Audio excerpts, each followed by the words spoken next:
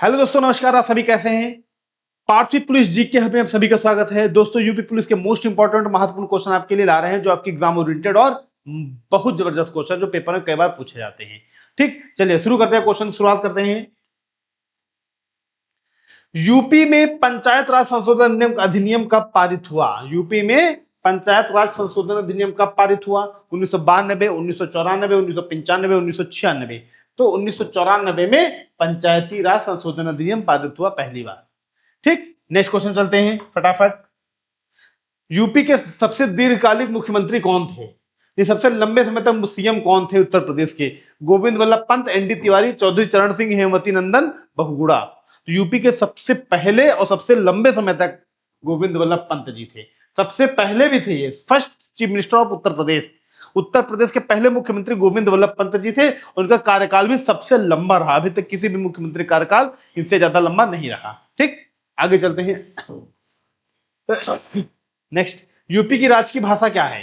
हिंदी, उर्दू, अंग्रेजी, संस्कृत। तो हिंदी इनकी राजकीय भाषा है फर्स्ट। उसके बाद 1989 में उर्दू को शामिल किया गया। ठीक, पहली हिंदी हमारी राजकीय भाषा थी। ठीक, आगे चलते हैं। यूपी की राजधानी कौन सी है? बहुत सरल क्वेश्चन, कितना इजी क्वेश्चन है। प्रयागराज, लखनऊ, कानपुर, वाराणसी। तो लखनऊ। मोस्ट इंपॉर्टेंट क्वेश्चन, बहुत सरल क्वेश्चन, एकदम ललुआ। कुछ बच्चे तो ये भी ना बता पाए। नेक्स्ट, उत्तर प्रदेश दिवस कब मनाया जाता है? 24 जनवरी, 26 जनवरी, 1 नवंबर, 15 अगस्त। तो 24 जनवरी को, प्रतिवर्ष 24 जनवरी को उत्तर प्रदेश दिवस मनाया जाता है, प्रतिवर्ष 24 जनवरी को। ठीक, इसी दिन स्थापना हुई था उत्तर प्रदेश की।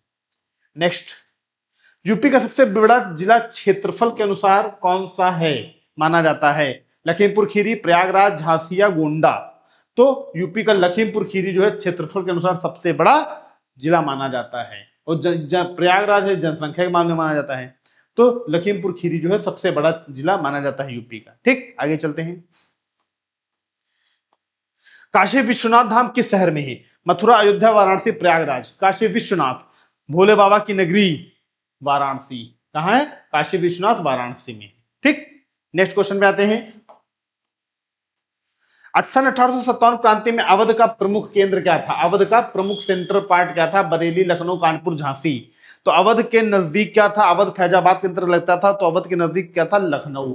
बेगम हजरत महल नेतृत्व करता थी इस क्रांति की, और उनका बेगम हजरत महल पार्क भी लखनऊ में ही स्थित है। ठीक, चलिए आगे चलते हैं।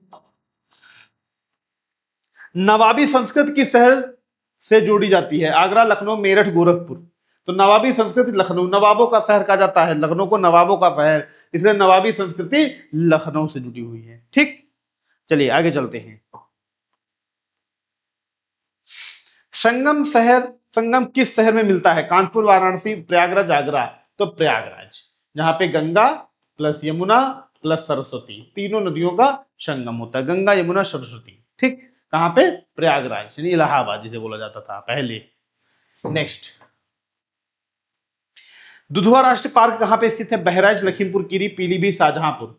दुधवा नेशनल पार्क तो लखीमपुर खीरी में स्थित है। कहां है? लखीमपुर खीरी में स्थित है। ठीक, चलिए आगे चलते हैं। अच्छे क्वेश्चन शुरुआत करते हैं। सरयू नदी का संबंध किस तीर्थ से है?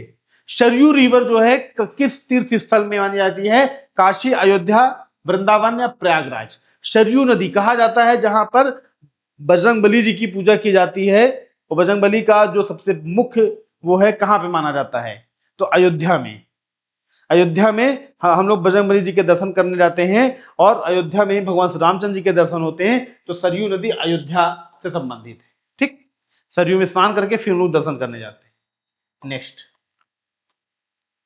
यूपी में राजस्व, रेवेन्यू, पुलिस और सामान्य प्रशासनिक व्यवस्था, राजस्व, revenue, police and administrative policies संबंधित प्रश्न किस भाग में आते हैं? ये तो बहुत इजी क्वेश्चन है, समझने के ऊपर खाली फेर है।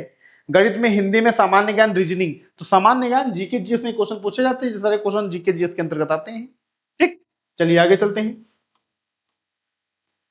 भारत का संविधान कब लागू हुआ था? 26 जून 1950, 26 नवंबर 1949, 15 अगस्त 1947, 2 अक्टूबर 1950। तो भारत का संविधान लागू हुआ था 26 जनवरी 1950 को लागू हुआ था। बनके कब तैयार हुआ था? 1949 में, लेकिन लागू 26 जनवरी 1950 को हुआ था। ठीक, आम जनता के लिए। ओके, चलिए आगे चलते हैं। मौलिक अधिकार फंडामेंटल राइट संविधान के किस भाग में है? फंडामेंटल राइट संविधान के किस भाग में है? फंडामेंटल राइट संविधान के किस भाग में है? मौलिक अधिकार किस भाग में संविधान के? भाग 3, भाग 4, भाग 5, भाग 6। तो भाग 3 संविधान के भाग 3 में मौलिक अधिकार आते हैं। किसमें आते हैं? भाग 3। ओके, नेक्स्ट क्वेश्चन जाते हैं। डीपीएसपी राज्य के नीति निर्देशक तत्व किस भाग में आते हैं? भाग 2, भाग 3, भाग 4, भाग 6। तो डीपीएसपी राज्य के नीति निर्देशक तत्व जो है वो संविधान के किस भाग में आते हैं? तो भाग 4 में आते हैं। किसमें आते हैं? भाग 4 में। पार्ट 4 में इंडियन कॉन्स्टिट्यूशन के पार्ट 4 में नीति निर्देशक तत्व को शामिल किया गया है, डीपीएसपी। नेक्स्ट, भारतीय संविधान में न्याय, स्वतंत्रता, समता, बंधुता कहां निहित है? ये वर्ड्स जो हैं संविधान में कहां पर निहित है, कहां पर उल्लेखित है? मूल कर्तव्य प्रस्तावना अनुसूचियां भाग 9। बहुत इंपॉर्टेंट क्वेश्चन है, क्वेश्चन ऐसे क्वेश्चन पेपर में पूछे जाते हैं। तो देखा जाए तो न्याय, स्वतंत्रता, समता, बंधुता कहां पर स्थित है? तो इसका सही आंसर है बी, प्रस्तावना में। प्रस्तावना में आपका न्याय, स्वतंत्रता, समता और बंधुता निहित है। ठीक, नेक्स्ट, जीएसटी पहली बार कब लागू हुआ? 2015, 2016, 2017, 2018। तो जीएसटी को सबसे पहले कब लागू किया गया था? बहुत अच्छा क्वेश्चन है। तो 2016 में, 1 जुलाई 2016। 1 जुलाई 2016 को सबसे पहली बार भारत में जीएसटी लागू हुई थी। कब? 1 जुलाई 2016 को। ठीक, नेक्स्ट,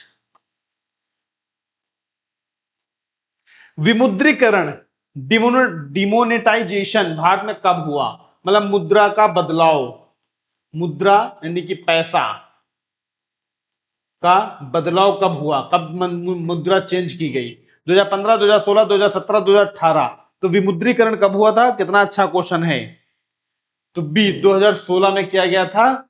2016 8 नवंबर को किया गया था। दोस्तों 8 नवंबर हो, दिसंबर में हमारे यहाँ एक प्रोग्राम लगा हुआ था हमारे घर पे ही, तो पैसों में बड़ी दिक्कत हुई। सुबह 5 बजे एटीएम में जाके पैसे निकालने पड़ते थे। नेक्स्ट, भारत में आधिकारिक भाषाओं की सूची किस अनुसूची में आती है? In which schedule of the official language in India की जो ऑफिशियल लैंग्वेज है किस शेड्यूल में आती थी?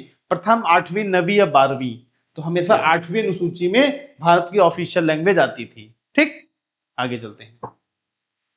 कितनी भाषाएं हैं दोस्तों?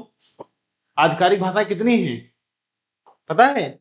तो 22 हमारी आधिकारिक भाषाएं हैं। ऑफिशियल लैंग्वेजेस हमारी कौन सी कितनी हैं? तो हमारी ऑफिशियल लैंग्वेजेस कितनी हैं? 22 भाषाएं हैं। ठीक, नेक्स्ट, मौलिक कर्तव्य किस अनुच्छेद में है? 12, 51 या 368, 21। मौलिक कर्तव्य किस अनुच्छेद में आता है? फंडामेंटल ड्यूटीज जिसे बोलते हैं, फंडामेंटल ड्यूटीज। 12, 51 या 368, 21। अनुच्छेद 51A में आता है। मूल संविधान में मौलिक कर्तव्य नहीं थे। ठीक, नेक्स्ट क्वेश्चन आता है। 1857 का तात्कालिक कारण क्या था? जो 1857 की क्रांति हुई थी उसका तात्कालिक कारण क्या था? इमीडिएट कॉज क्या था? सैनिक असंतोष, कारतूस प्रकरण, आर्थिक शोषण, प्रशासनिक अनीति। तो देखा जाए तो कारण तो ये भी था, ये भी था, ये भी था, लेकिन ये जो था ये तात्कालिक कारण था। कैसा था? तात्कालिक कारण था। ये तात्कालिक इमीडिएट कॉज था। कारतूस कहा गया था कि जो कारतूस उपयोग होगा उसको दांत से हटाना पड़ेगा। उसको जो कवर होता है वो कवर गाय या सुअर की चर्बी का है। यह अफवाह उड़ी थी जिसकी वजह से इंडियन सिपाहियों ने मतलब उसको यूजी ने कहा मैं नहीं प्रयोग करूंगा इसका, जिसकी वजह से इसका विरोध किया गया। और सबसे पहले मंगल पांडे ने इसका विरोध किया था। किसने किया था? मंगल पांडे। मंगल पांडे ने विरोध किया था। मंगल पांडे जी ने, ये बैरकपुर छावनी के थे। बैरकपुर छावनी में सिपाही थे। बैरकपुर छावनी में ये एक सिपाही थे और इनकी बटालियन 34वीं इन्फेंट्री बटालियन के सिपाही थे।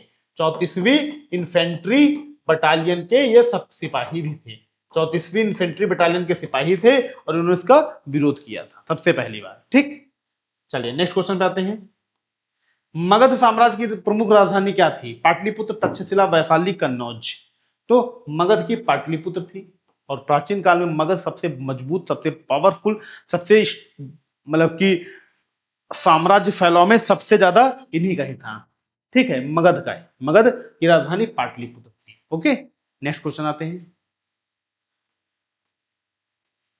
अशोक का धम्म क्या प्रतिपादित करता है? युद्ध, अहिंसा, दास प्रथा या सामंतवाद? तो अहिंसा, अशोक का धम्म अहिंसा को बताता है, अहिंसा नहीं करना, हमेशा अहिंसा करनी चाहिए, हिंसा हिंसा नहीं करनी चाहिए। ठीक, क्योंकि अशोक ने कलिंग युद्ध में सीख लिया था कि मुझे युद्ध नहीं लड़ना है। ठीक, चलिए नेक्स्ट क्वेश्चन पे आते हैं। गुप्त काल किसके लिए प्रसिद्ध था? गुप्त पीरियड जो था, विक्रमादित्य गुप्त, चंद्रगुप्त, ठीक, अगर देखा जाए गुप्त काल जो पीरियड था, समुद्रगुप्त, ठीक, पत्थर वास्तु के लिए, स्वर्ण युग के लिए, लोहे के औजार, फारसी कला, तो गुप्त पीरियड स्वर्ण युग के लिए गोल्डन इरा कहा जाता था गुप्त काल, क्योंकि इस समय हमारे देश के जो चरक संहिता, आर्यभट्ट, ये लोग गुप्त पीरियड में ही तो सबसे पहले आए थे। तो गुप्त पीरियड में सबसे पहले हमारे देश की एक बहुत बड़ी ताकत, मानसिक और शारीरिक, जो प्रदर्शित हुई थी गुप्त पीरियड में, तो इसलिए इसको स्वर्ण काल कहा जाता है भारतीय इतिहास में, गुप्त पीरियड को। ठीक, तो दोस्तों यह सारे क्वेश्चन जो थे टॉप 25 क्वेश्चन आपके एग्जाम ओरिएंटेड हैं, प्रीवियस ईयर क्वेश्चन है, एग्जाम ओरिएंटेड, कई बार पेपर में ऐसे क्वेश्चन पूछे गए हैं, और इसीलिए मैंने पीवाईक्यू नहीं कहा, प्रीवियस ईयर क्वेश्चन कहा, जो आपके पेपर में सैकड़ों बार आ चुके हैं। ठीक, तो दोस्तों आज क्लास यहीं तक, नेक्स्ट क्लास में फिर मिलेंगे नए क्वेश्चनों के साथ, अच्छे क्वेश्चनों के साथ, जबरदस्त क्वेश्चनों के साथ, जो आपके परीक्षा संबंधित है, एग्जाम की दृष्टि से मोस्ट इंपॉर्टेंट है। ठीक, तो आज क्लास यहीं तक, नेक्स्ट क्लास में फिर मिलेंगे अच्छे क्वेश्चनों के साथ। ओके, थैंक यू, धन्यवाद, नमस्कार, जय हिंद, जय भारत।